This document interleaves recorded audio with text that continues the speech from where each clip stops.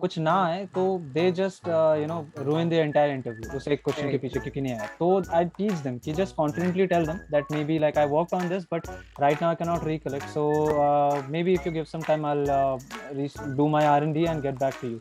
So at least एक वो standard रहता है कि like the candidate is not that much tense. He is confident about what he knows and he can take responsibility कि अभी कि पता नहीं है तो ठीक है कर देंगे. Probably we'll cut this part and put it in the first segment. Hook हो जाएगा learner को.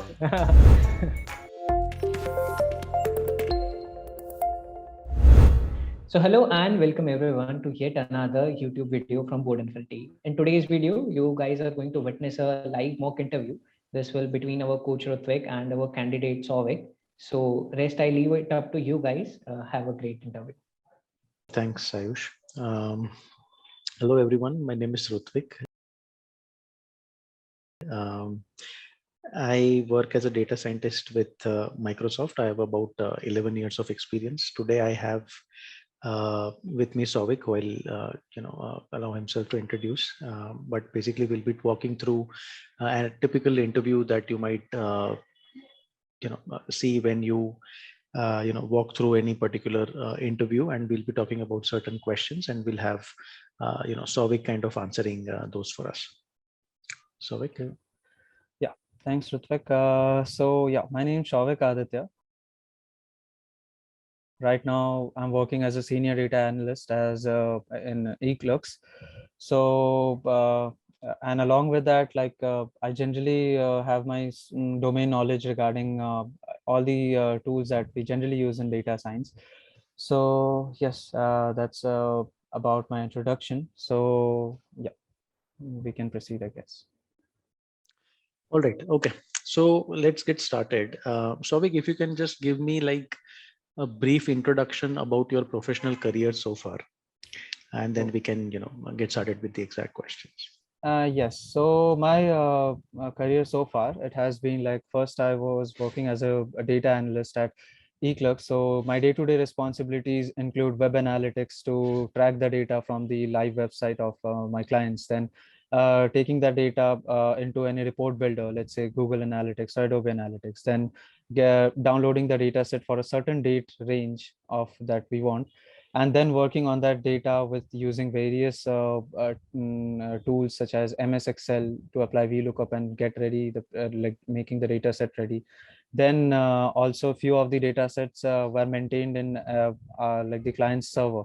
So we have to run it through an MS Access and write the update query, the DDL commands, which we know in SQL.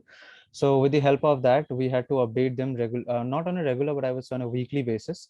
And once we do that, after that, finally, we used to take that data and to Tableau, and we used to create dashboards. Actually, like dashboard is, as we all know, it's a one-time effort.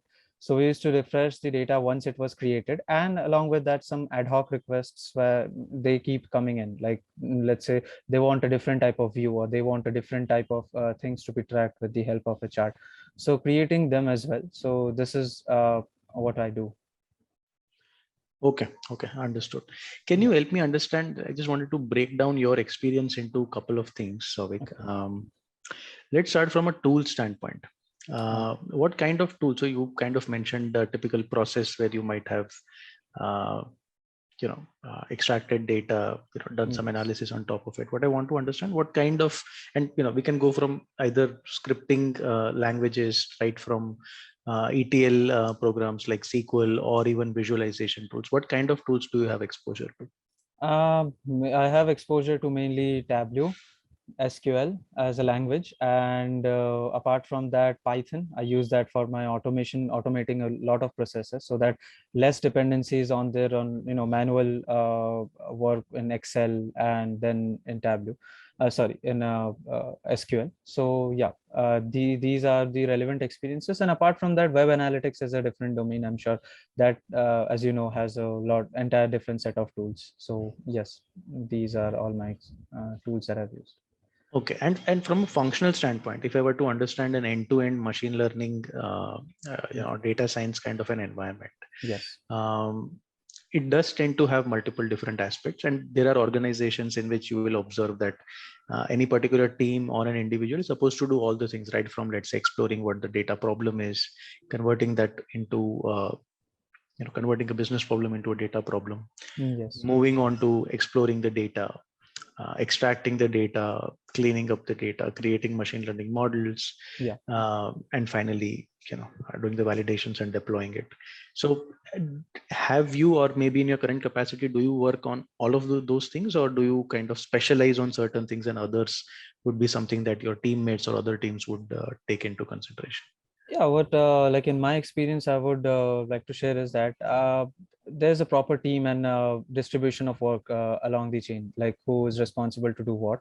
So, of course, I would like to add over here that my experience till now, it was like I specialized in web analytics, but at the same time, Tableau and the Excel part, which we do, yes, that I don't handle like individually. For that, the team is there, so we work together. But I won't say that I don't participate in it. It's only the separate team which is working.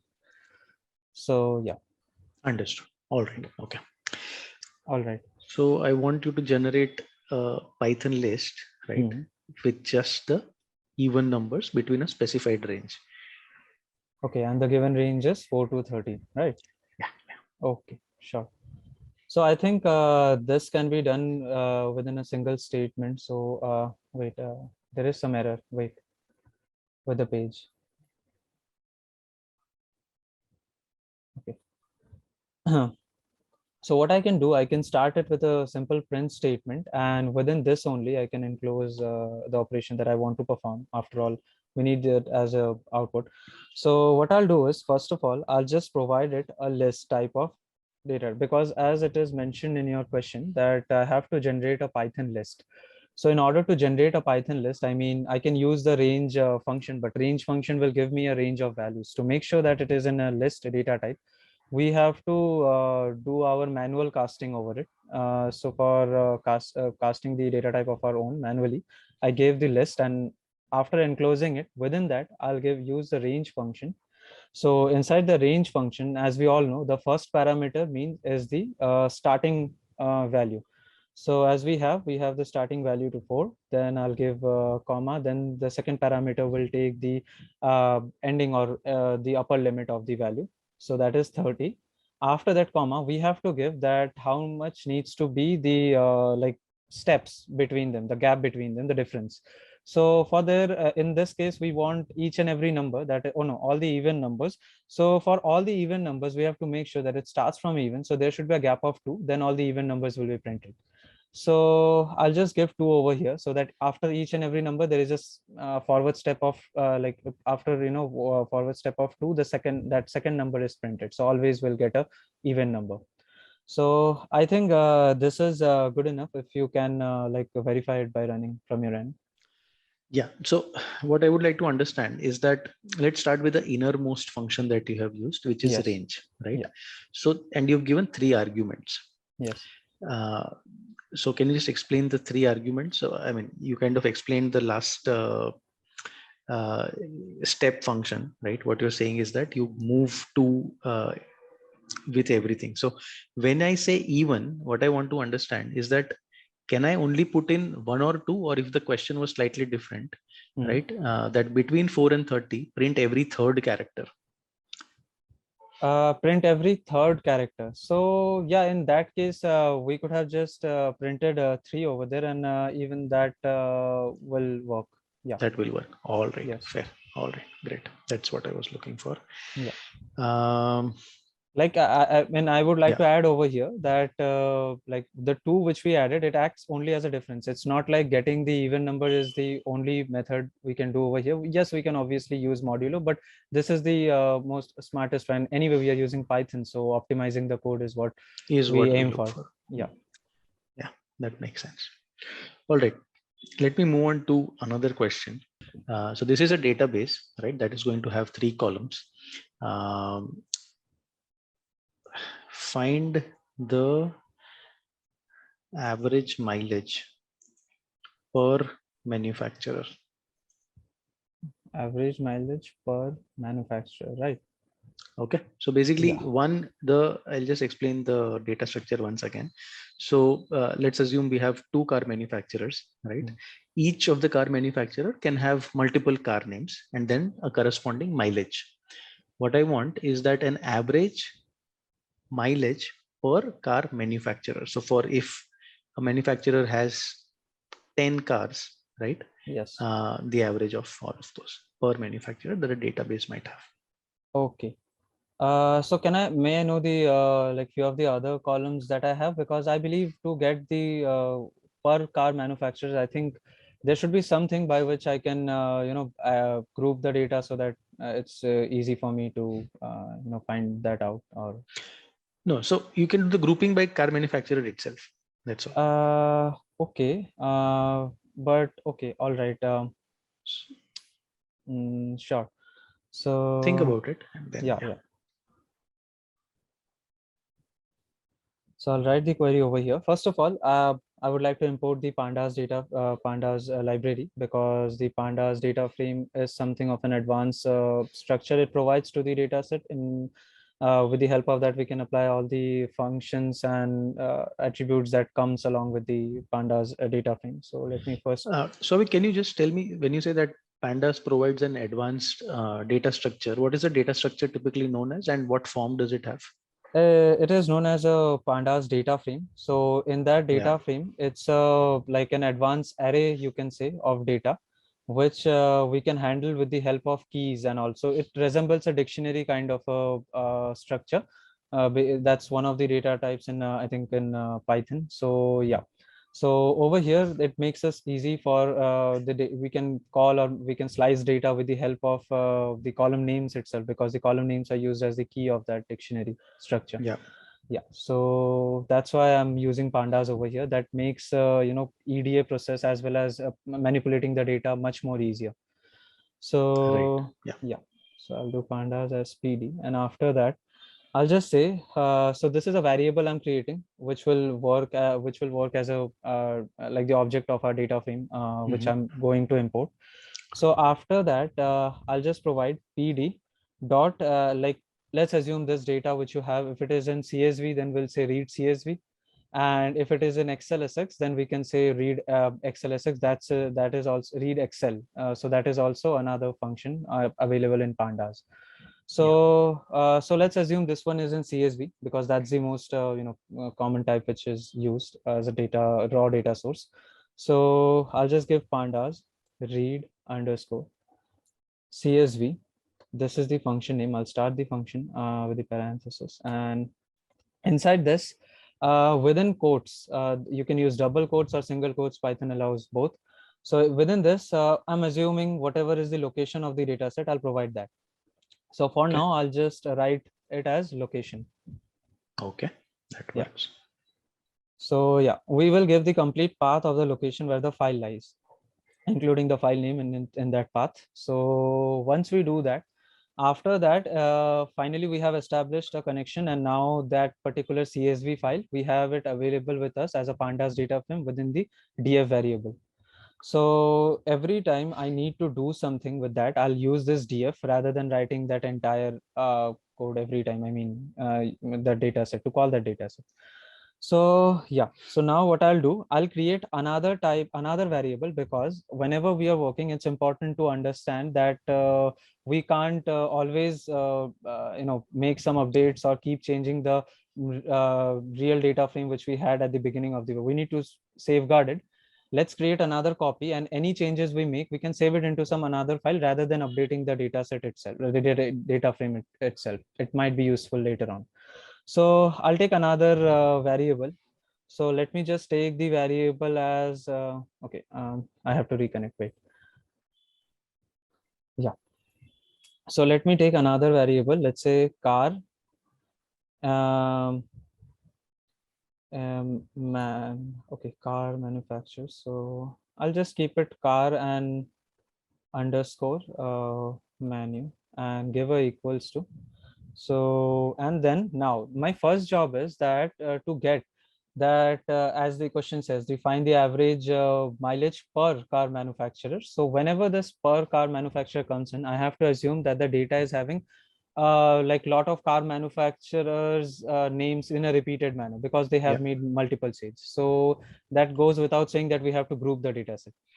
And just now, as I explained, that I cannot afford to lose my real data frame while I'm still working on it. So that's why I created another variable.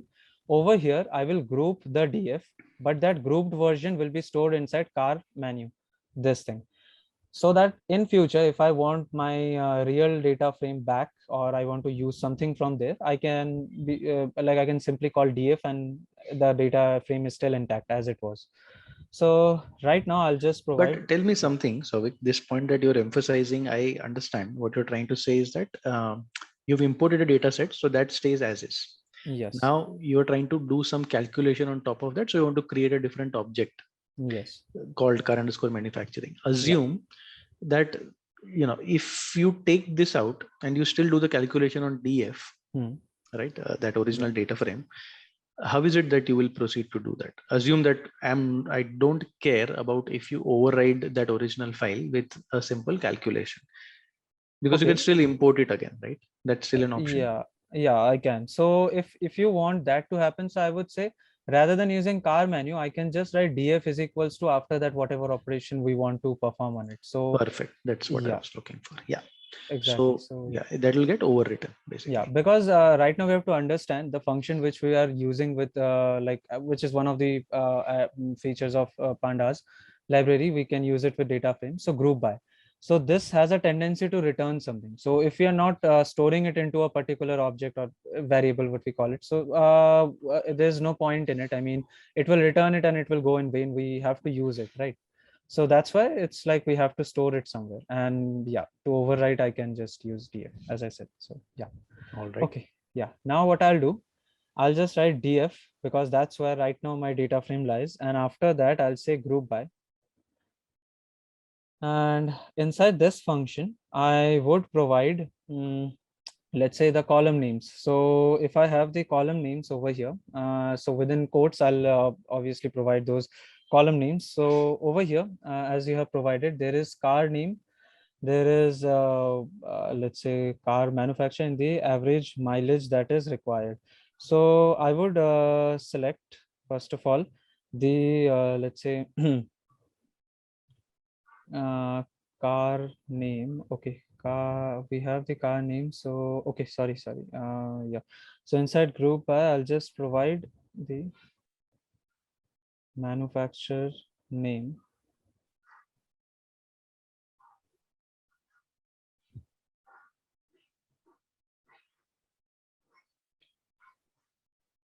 And that's it. So this will be for my group by. Now once the data is grouped according to the car manufacturers, so all I need to use right now is that I have to find out the let's say to get the average mileage for each one of them. I have to apply a mean function. That mean will take what the mileage and it will divide it with the car names that have been grouped right now, because the data is grouped. So let's say it has been grouped by car manufacturers. So I don't think car name has that much importance over here. I think we can complete this with car manufacturer and mileage and take their mean. So that is what I'm going to do. So over here, I'll simply write that, let's say I'll create another variable. Okay, I need to reconnect. Okay, so let's say. So just explain me in simple terms. Yes. What does this group by do? Why did you create this? We did this group by because over here, as we have to find the average of something. So for that, we should know that how many total such cars have been manufactured by the one single car manufacturer. So in order to do that, we have to first group the data according to all the car manufacturers. As we know, when we apply group by, the data itself is changing its internal structure. All these similar data types comes one after another. And once they have been arranged in such a manner, after that, if we do some kind of any aggregate function such as mean or median, sum, average, anything, so at that time it considers each group separately and it takes each group's own like let's say that particular aggregate function is applied on each group particularly, like at each group one by one. Otherwise, if we don't group it, it will give the mean of the entire data set, which makes no sense in our request. So yeah, Perfect. Yeah. that's why I grouped it. So now what I'll do is after that, so now that I have the car manufacturer, so remember now DF is not the data frame that like we are interested in. We just grouped the data, and the group data is in car menu. So we'll be using car menu over here. So, okay, just, yeah. So over here, I'll write car underscore menu. And then I would say car manufacturers, and then let's say, as it is a data frame, we know, so we can just use it and call its keys, that is column in simple words if I say. And over here, first I will write the car, let's say manufacturer. So always just copy the column name as it is, otherwise discrepancies might occur. So I'll just Yeah. take the name. Yeah. Wait, some problem with the flag. Yeah. Okay, car manufacturer, we have this, then comma. Next, so we have to take the mean between the car manufacturer, the thing like the quantity we just grouped, so it will count how many are there, and along with that, the mileage that each one of them provides. So the mileage column we would require. Right. Yes. Once we do that, we'll close the square brackets. That would mean that we have called upon, or we have, we can say, summoned these two columns particularly.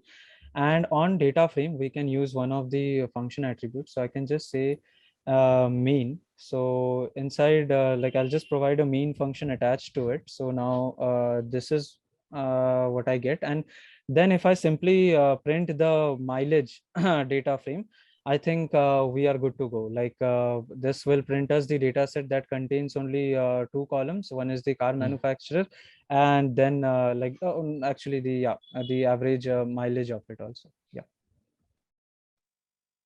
Understood. So you can just have a final print or just Print print or mileage the value itself. of the average that. Yeah. Yes. So, okay, perfect. I think that answers Okay. the question. Thanks a lot for the detailed explanation as well. I think that is what I was looking for. Thanks. Perfect. Okay. What are joins and what are the different types of joins? Okay. Okay. And in whatever experience you have had so far, just help me understand what is it that you typically use and type of joins that exist. So just give me like an overview, okay, Sure. about SQL joins in general. Okay. So joins in my experience, like what I believe, not any textbook. I'm not going to textbook explanation. From my experience, what I can explain about join is that sometimes what happens in relational database, as we all know, this relational concept came into existence because multiple table, they share relation with each other, and this relation is shared by a common column, which we also call as foreign key. So whenever we have this option, so that opens up our window towards a wide variety of queries. Like we can reuse the data that are stored in different tables together if the requirement comes in.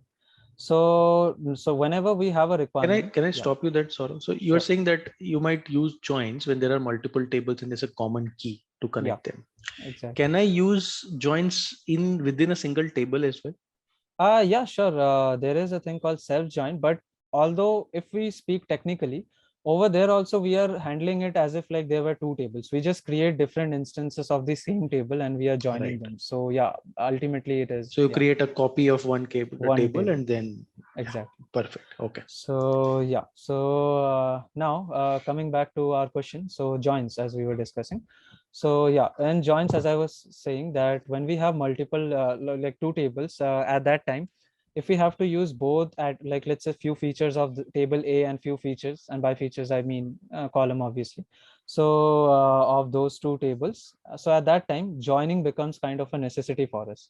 So when we join, what happens in background, or we can say a temporarily SQL makes sure that it creates a super data set that contains the column of both table A as well as of table B.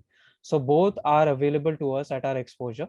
But yes, then coming to the types of join, these types of join will decide that all the columns are available, but how many datas or how many rows will be available, that will be decided by the types of joins. Because now let's move ahead with the types. So we have the If inner you can join. just write those also in the screen for me. the Sure. different types. Yeah. Yeah. Okay. So the first type I would say is inner join. Okay. So inner join, this is, I would say, as one of your question was, the most popular type of join used in many of the queries. Even self join uses mostly the inner join only.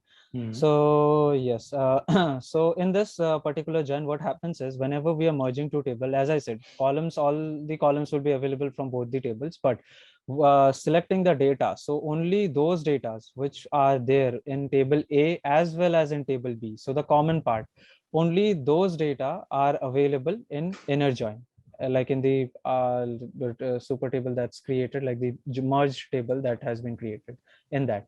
So that goes for inner join. Then comes the left join. So inner join, you're saying, is the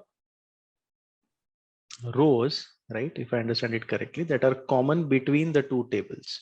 yeah, more specifically data. Yeah. Yes. Okay. So and actually, like the entire row need I mean, that doesn't needs to be common. It's like by the foreign key which we have joined the two tables, if that for like as many rows are there, so if the foreign keys are matching, so they are only known as the common values. After that, yeah. So from a left and right perspective, you can just explain that to me. Sure. So in left join, what happens? These are also like the part. These are part of outer join. So outer join has three things, I think: left join, right join, and full join. So out of which the first one is left join. So in left join, what happens? Whichever table we write first, let's say table A, some name we have given, and after that we give the which type of join to apply. So whichever is on the our left hand side, that is, let's imagine table A is on our left hand side and table B is on right. So like in inner join, it doesn't matter in which sequence you're writing the tables, but when it comes to left and right, the sequence matters, because whichever is on the left side, that gets the priority. So when it gets the priority, what happens? All the rows of table A needs to be printed, whether if it is common with B or not common, doesn't matter. All the values will be there, but there's a catch. As I said, that the moment when we apply joins, there will be a merged table with all the columns available.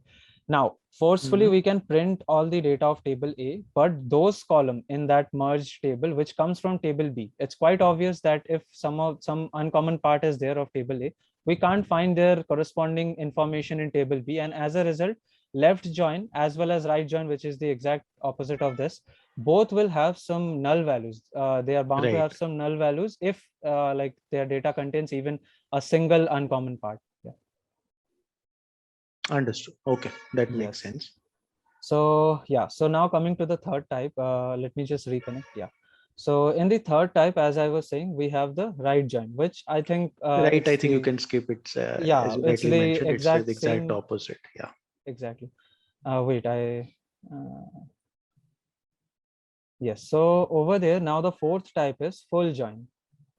Now, Yeah. full join, this is the type of join where we can say that, let's say that we have two tables. So right now what will happen? Both the tables, all the rows will be printed. Although the common part, it's not as if like the common part will get printed twice. That's not the case. The common part will get printed once, but the uncommon part of table A will also get printed, and the uncommon part of table B will also get printed. And obviously, both of them will have null values in the columns that are coming from the for another foreign table. So that's what full join is. Perfect. Okay. Yeah. I think that makes sense. Thanks a lot for that detailed explanation. These are the columns, and these are some sample values that you can potentially see. Right now, the question is, we want to just print out those countries, right? Big countries and the corresponding name, population, and area. All right. So these are the three columns we want as an output. And what you should do is the definition of big. That is something. So basically, that's what you'll need to kind of put in. And I'm going to give you that definition. So basically, if I'm getting the question right, so we need to print the like name, population, and the area, right? Name, population, and area of big countries, and I've given the definition of Big country. big. Okay. Yeah. All right. Let me see. Um, a country is big if it has an area of bigger than 3 million square kilometer or population more than 25. Okay. So this is the criteria of big. Okay. All right. So as we can see in this particular query, um, yeah, it does not require any joins as such because all the data is present in a very clean and organized way in a single data set. So all we need to do over here is that we have to apply a where condition, I think, just to filter out the data and make sure that they are from big country. So okay, Yeah. first of all, let's select. I think if nothing is mentioned about the printing, I can print like the entire column. Is that fine? Entire column as in, I Like didn't get your question. entire column, sorry. I mean all the columns of the table. No, specifically only 3, right? Specifically That's all. only 3. Okay. So you can just print out name, area, and population. So we want Okay. 3. Okay. Thanks for letting me know about this. Population, and then we have the area, right? Okay. So these are the 3 rows that we want to print, and once we print them, after that, all we need to do is we have to go to the from statements. We need to give that from which table. So this table is world, right? Yes, Okay. that's the name of the table. Correct. Yeah. So from world, now where. So this is where it gets interesting. So in where we will have to check for 2 conditions. So I would say that it is bigger if the area is bigger than 3 million square kilometer. So 3 million square kilometers. Okay, the area. So I would say area is let's say greater than 3 million. So I think in this area, may I know one small information, like in this area column, I hope Yeah. all the data is already given in square kilometers, right? Yes, you can assume these as integers and square kilometers. Yeah. Okay. All right. So over here in 3 million, I'll provide, okay. Okay. 3 million square kilometers. Okay. 6. Okay. So I have given the exact amount, 3 million square kilometers. And then I would say or to give it a logic, because we need this logical operand, because in this question it's clearly mentioned that any one of these criteria is satisfied, they will be considered as a big population. That is correct. Yeah. Yeah, that's why I have to use or over here rather than and.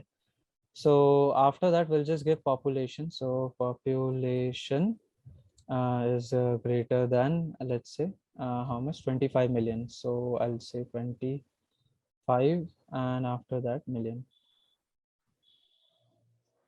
Yes. So population is this million, and after that I think, yeah, we are good to go. Just a semicolon, and yeah, I think this will solve our query. Okay, that is correct. Can I ask you one other thing? Sure. Is there any other function that you can potentially utilize in SQL to address this problem? Yeah, I think as we are using or over here, so this is nothing but we are taking all the data which satisfies this area greater than 3 million condition, as well as additional, we are taking all the data which satisfy population greater than 25 million. Right. So what we can do, we can break it down into 2 separate queries. First query, which has only one condition, that is area should be greater than, let's say, 3 million. Yeah. And another query that can have population greater than 25 million, and then can use union to just merge them. Okay. Yeah. That is exactly what I was looking for. Okay. Cool. Let's put in a SQL query, right, to find employees that are earning more than managers. So the data structure itself, right, is going to look something like this. So you will have,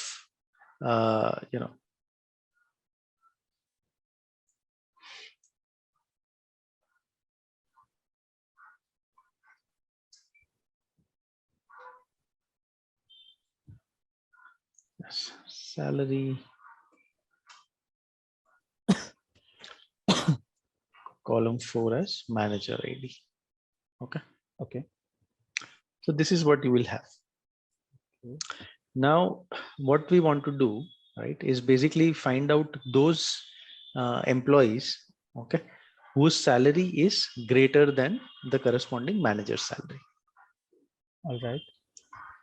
Okay. Well, if that is the case, then as in this table, I can see that let's say we have to compare both different elements from this same table only. Yeah. And then we have to print also from the same table. So I think this would be better handled with a self join. Perfect. Like the So one that we just discussed a while back. Yeah. exactly. So, well, I'll take my approach with it and I'll try to solve it. So shall I proceed ahead? Definitely. Yeah. Yeah. Okay. Yes. So, okay. Now, so what I'll do is, as we all know in like self joins, I will create two instances of this table. So from any one, I will just call out the employee name. So I think the name belongs to the name of each and every employee, whether they are manager or employees, right? So yes, so I will use a select statement over here. Now inside select statement, first, let's say I will create an object. So the object can be, let's say this table is about employees and managers. So let me say E1. Okay, that is the employee's first instance over here. So I'll just say E1 dot name. Now E1 dot name is coming from where? So in the data source, we'll define our, let's say the self join. So inside from statement, I'll just say, let's say, may I know the name of the state or its employee? Yeah. Okay. Yeah. So yeah. So over here, I'll just write from employee, and I'll give the first of like create an alias name for it, obviously. So I've given it a name. Now I would say join.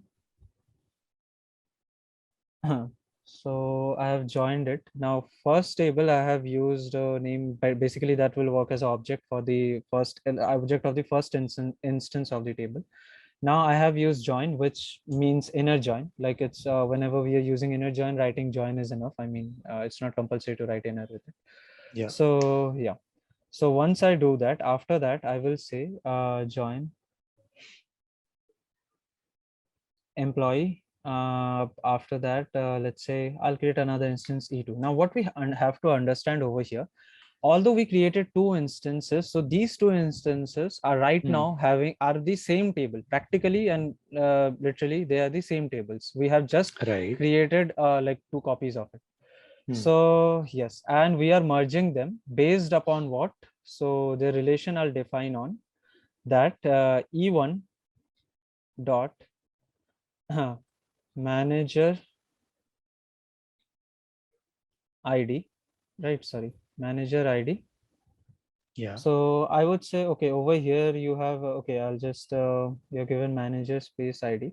So if there is a space, then I would recommend that the table names which we have to mention, or the column names specifically which we have to mention, it should be under this symbol quotes.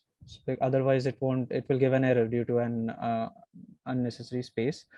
So I'll just give Can it you just scroll down a little bit so that I can see that in the middle of the screen rather than I'm sorry, I towards the tried right. it, but yeah, But it's not working. It's all it's right. not working. Maybe Yes. just put a lot of spaces at the bottom so that Sure. should. I can.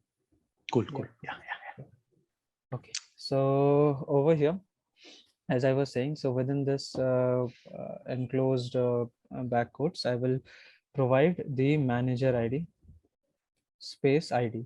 I have to do this only because there was a space. If there was no space, I could have written it normally. And this should be equals to my second tables or second instances ID. Okay. So in that manner, what will I be able to accomplish is that, let's say, if there is someone who is manager and there is no manager above them, so probably their manager column will be null.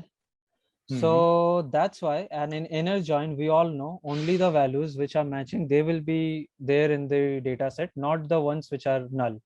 null anyway SQL can't read. So I mean, in the sense that it is not a valid input, considered as a valid input. So okay, so over here I did this just to make sure that I get all the employees who have a manager above them. Maybe they are manager to someone, but at least they also have someone as their manager. So this is what I have right now. So the common data, and from there, what I can do is I can give a where statement to just filter out the part where I can say that E1, that is from first tables, let's say salary column.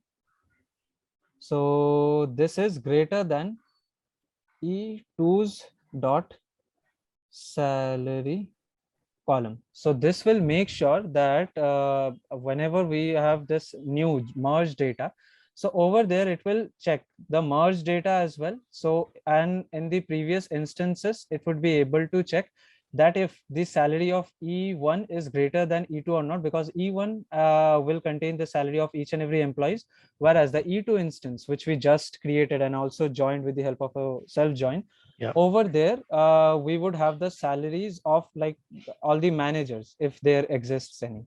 So yeah, so a clear cut comparison can be done between them.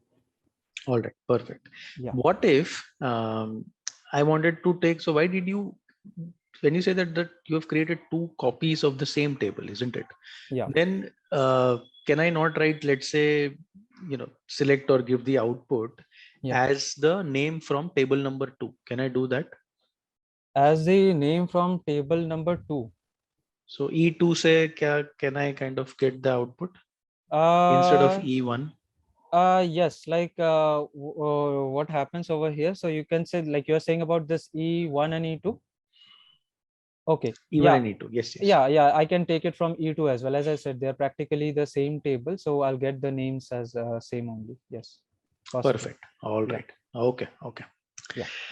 As soon as you start opening or uploading some data or creating a connection, there's a typical option that shows up, at least as far as data is concerned. It's basically, does it ask you whether you want a live connection or an extraction? Exactly.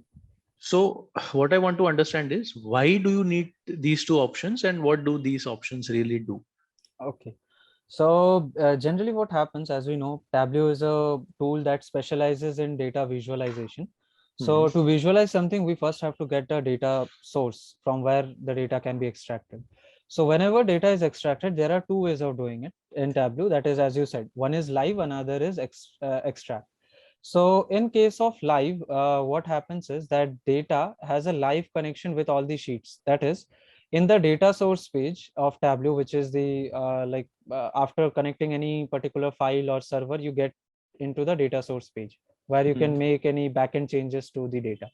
So what happens in live connection, the data source is always connected with the charts. In simple words, if we make any changes in the data source, that will be automatically reflected in all the charts that are dependent on that data source in that Tableau file. But in case of extract, what happens? It maintains batches. And what do I mean by batch is that, for example, now, today I extracted or today I inserted a data. So in the data source page, we did whatever we wanted to do, and we started our work as in an extract format. So now that will be maintained as a batch or a copy of that data, and that will act as a data source. Now tomorrow, if I come back and say some new data has been added, so I basically updated the data source, but it won't be reflected automatically in the chart. What it will actually, we need to do is we have to refresh the batch. That new batch has arrived, so we have to refresh the data set so that all those updates in the new updated data source that are also reflected in like the Tableau charts. Yeah. And on the live connection that you are saying, that it kind of, let's assume that I have specified a connection as a live connection. I input certain data, or I've given a connection string, whatever the case be. And I've kind of closed the Tableau file. Now, the next time I open it, will I need to, so it is still connected, right, to the live data source, but will I need to manually say refresh? So will I see the data on the chart? Let's assume I open a file, let's say a week down the line. My sales in week 1 were only 100 units. Now it's 150 units, right? So will I first see 100 and then I need to refresh it manually, or the refresh will happen as soon as I open that particular Tableau file? In live connection you're talking about, right? Live connection. Yes, in live connection, it will happen automatically, because it's like having a continuous unbreakable relation between this data source and chart. As soon as any one single component in the data source changes, on that very instant, it would be reflected on the charts as well. Understood. All right. Yeah. Let's move on to something that is core of what Tableau is, right? Which is kind of creating reports, multiple different charts, so that becomes easier for various uh, stakeholders Yeah. that are kind of accessing the dashboard to make decisions or to track stuff. Yeah.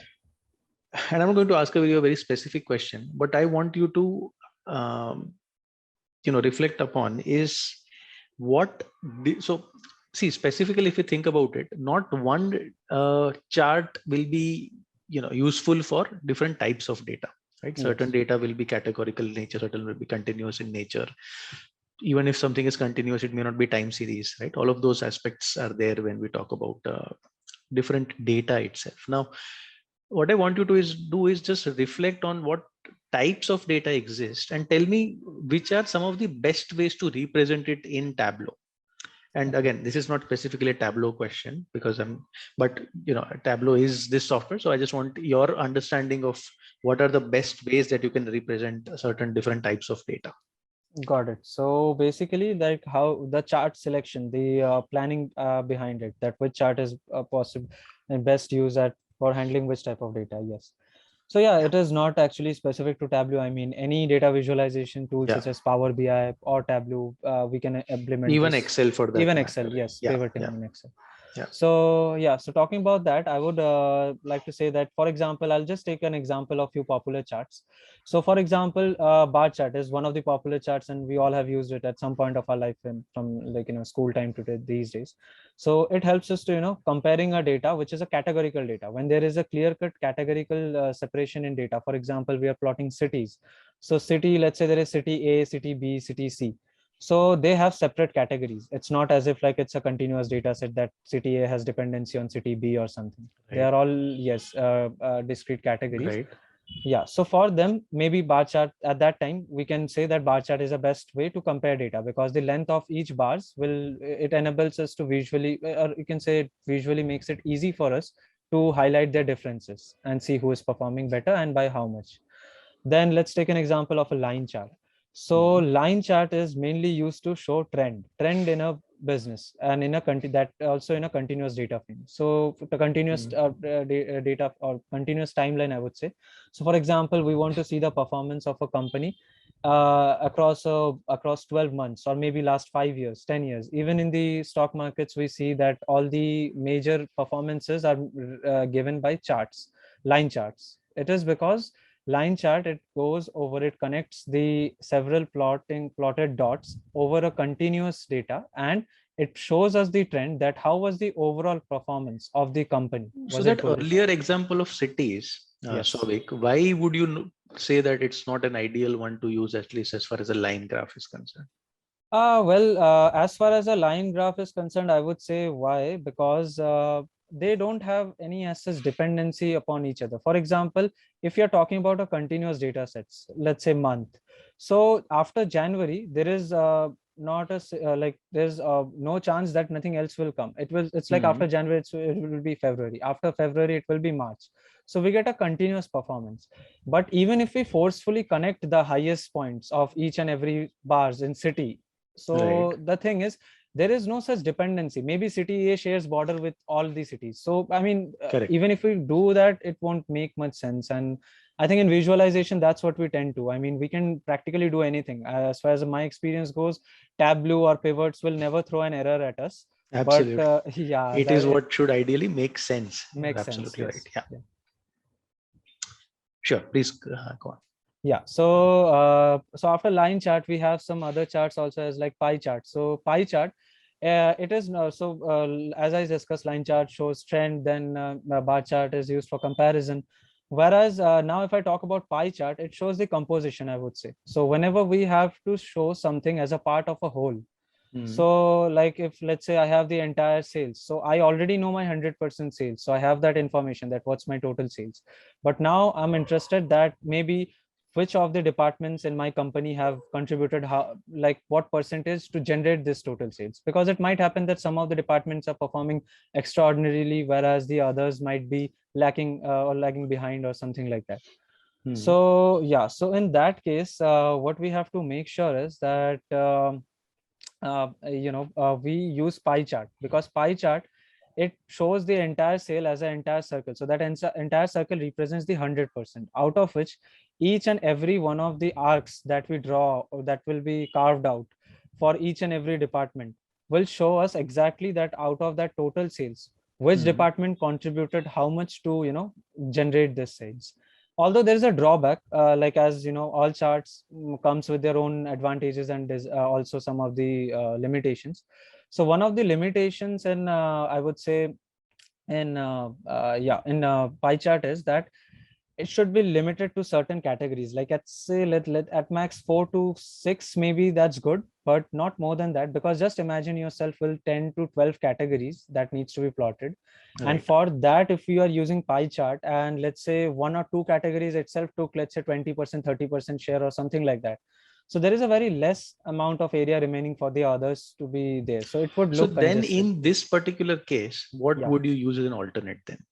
Well, I guess, as I said, that when this chart is not useful, I think I would move to bar chart, because to admit it, that to have a untidy represented composition, we can at least compromise and have a tidy looking comparison between all the, let's say, departments. But because anyway, we know that total sales is their total will make up our total sales. So yes, I can do that. Along with that, Tableau also allows me to add additional parameters, or in the dashboard, I can create some separate box where I can just write the total sales from my Right. own calculation. Yeah.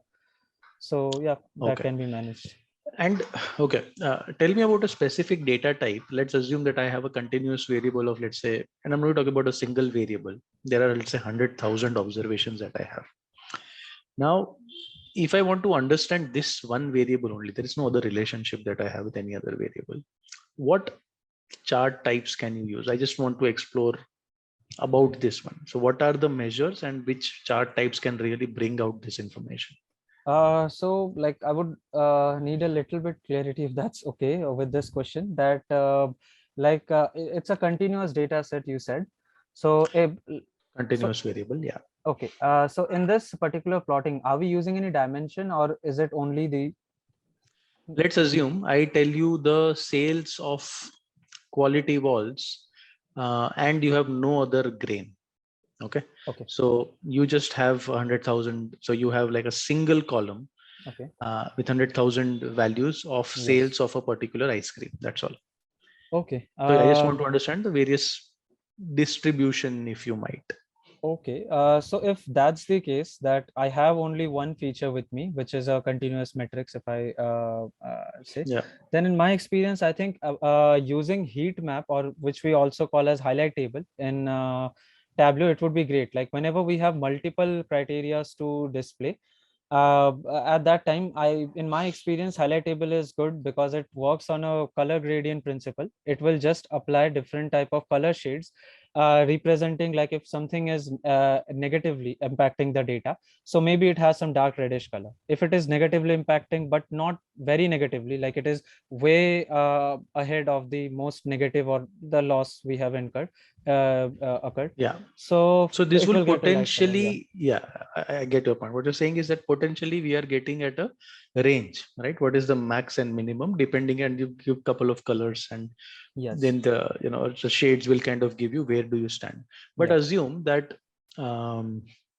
you want to understand what is the real distribution, not just in terms of range, but also in terms of outliers. Let's assume that I have 100,000 values. Most of them lie within a very tight bracket, like it should. Okay. But then there are cases where there can potentially be outliers as well. So what do you think? Can we use something like a box plot Yeah, well, I Uh, mean, no, a box plot, and then I think we can also use the scatter plot to see the right. concentration of the data, and also Yes, over there in scatter plot we can clearly see the outliers which might mislead our, let's say further when we'll do machine learning or we'll apply some machine learning algorithm. So this outliers might mislead that predictive analysis of ours. So perfect. yes, Okay. so yeah, Okay. Uh, Thanks for that as well. That answers what I was looking for. okay, Assume that you are working at an organization and they have like a customer service department. All right. Let's assume you work at a bank. okay, It's a new bank. They're kind of setting up their data division, and you are an individual who is given the task of figuring out what kind of metrics should you have for uh, the customer service department. All right. okay, Now, metrics can help multiple different functions. It can be operational metrics, it can be marketing and sales kind of metrics, or it can be very very specific, like how many complaints were raised, right, which is more specific to this particular department. So you have to think about it from an operational as well as business standpoint, and then just start absolutely from scratch. As I said, okay. you have all the data, right? So you're free to assume that this data also exists if that is what you want to create as a metric, and just tell me what will it help with. Okay. So with all my experience in web analytics, as I said, like I Yeah. have worked also for the, as you said, if you are talking about banks, so I had City for the APAC region as my client. Mhm. So now I would like to add that over here, see, whenever it comes to metrics, we just don't dive into, finding out the metrics itself. First, we understand their business KPRs, that is KBRs, that is their key business requirements. According to that, like with the reference of that, we find the KPIs, key business indicators, that Yeah. what are the indicators that will lead to successful, of those goals, completion of goals.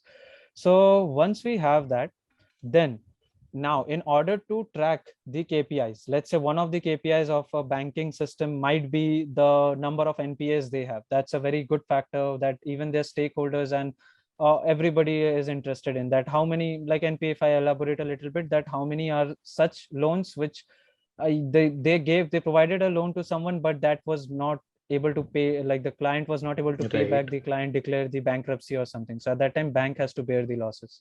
Mhm. So yeah, so that might be one of the factors. So for tracking that, what I will there will be certain matrices that I will maintain is like, let's say I would say that the time, I would maintain a time period, that for how much time period did the client take a loan, what was the amount of the loan, right? Mhm.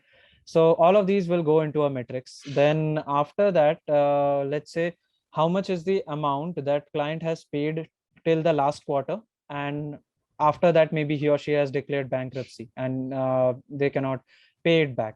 So like this, I can maintain that how many quarters are remaining. So from that metric, if I have these metrics, I can use it within my own calculated fields. I can create my own calculated fields using the formula of which will utilize these metrics to find out that how much of a loss or how much money was expected from there, and bank has to now bear it in their So loss. Yeah, yeah, so these are, let's say, your loan quality, non-performing assets, NPAs. That's what you said.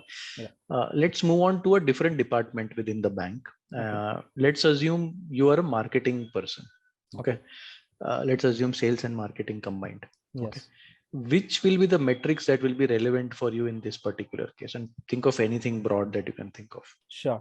So for that, I would maintain a matrix which might say, which will count the people who has showed their interest, maybe via asking a brochure, or maybe via calling the bank that they Hmm. are interested to open an account. So they are all considered as a leads, which we call it in, yeah, Right. marketing terms. So all of those successful leads, now every business has their own criteria to generate leads, so, and which they provide us to the analyst so that we can track them. So now let's say I will maintain a counter of all the leads that were generated. Maybe I'll maintain a separate counter for from where we get maximum leads, maybe from an ad campaign on TV, or maybe from direct referrals, or whatever it is. So that will help me to get a lot of insights regarding this marketing strategy, that which campaign should we focus more, or which campaign we should drop totally because we are wasting, let's say, the funds Right. for it. So all these kind of important insights can be dragged out from there. So that these are some of the metrics which And finally, if I were in the HR department, yeah. then what kind of metrics would you potentially think of? Like for tracking the insights of HR department Within a bank? Yeah. within a bank. So okay, like HR, I mean, the HR will be utilizing these insights to read their customers, or as a No, owner will. HR is kind of more internal looking, let's assume. So from an employee productivity standpoint, attrition standpoint, salary standpoint, Yeah. satisfaction, all of that. So for that, we will apply some of the matrices, for example, the joining date of employees and also the leaving date of employees, right? So, and if the leaving date is null, that would be considered as still working. And if it is not null, if there is a certain exit date, so that means that employee has resigned from our organization. So maybe I can use these metrics to find the attrition rate, as you were saying, that if there is a lot of attrition rate, so we need to see at the management level that what's going on, why are people quitting so much, or what's the reason behind it. So maybe that's one. And apart from that, there can be a certain indicator. Let's say when employees join or they give their attendance, maybe. So we can maintain a system that asks them a genuine feedback, like how you are feeling today, about their mood or something. So if we see that for more than a month or something, if our average employee mood is agitated or stressful, so maybe we can see that how is the work distribution, is like our we are over exhausting our assets, that is the employees or not. So these can be the insights that can be derived from there. Apart from there, we can maintain their salary. So in that way, at the end of every financial year, and let's say after a lot of financial year, we can get an average hike rate that our company provides, and maybe we can also provide it in our companies, let's say the advertisements or something, whenever we tell this data to any potential employee, that in future, so that that can be worn as a achievement for that company, that we generally give this much raise or whatever hike. So yeah, I think from HR point of view, these are the things that can be tracked. Perfect. Okay, I think that helps quite a bit, Souvik. Thanks a lot for your viewpoints on various different aspects. So first of all, thank you, Rutvik, and thank you, Souvik, both of you for joining us for this mock interview. And learners, if you are still with us so far in this video, first of all, I would like to congratulate you. You are on a great path for your preparation for data science and data analyst interviews. Now, let us know in the comments if you would like the part 2 of this interview as well, where we go into much more depth and everything. Till then, keep learning, keep accelerating. And once again, thank you, Souvik. Thank you, Rutvik. Just one final question from my end into Rutvik. Would you hire Rutvik or not? Given on this interview. There's a correction. Would he hire Souvik or not? Oh, I sorry, guess. sorry, Souvik. Yeah. Absolutely. I think Souvik kind of covered. So there are typically a couple of aspects, Ayush, that I've seen.